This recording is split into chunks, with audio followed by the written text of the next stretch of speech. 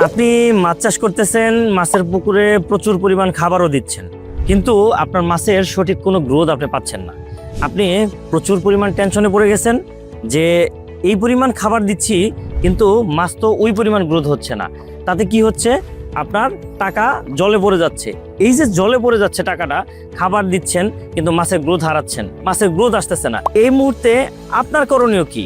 যদি আপনার পুকুরের পানি এবং মাছ যদি সবকিছুই ভালো থেকে থাকে, তারপরেও যদি আপনি গ্রোথ না পান, তবে আমি আপনাকে একটা জিনিস রিকমেন্ড করব যে ইন্ডিয়ান বায়োটেক এগ্রো কেয়ারের অ্যাকোয়াগ্রো।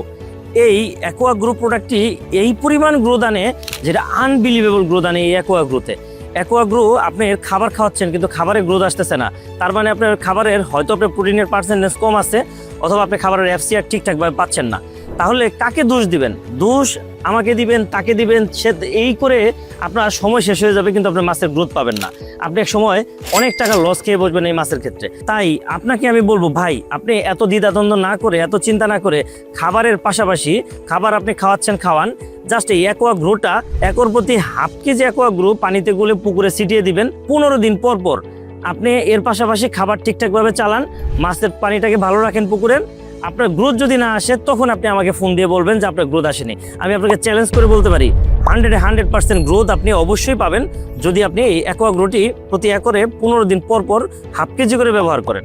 যদি আপনার পুকুরের মাছকে দ্রুত বাড়ানোর ইচ্ছা থেকে থাকে, তবে আপনি আজই অর্ডার করুন অ্যাকোয়াগ্রোটি।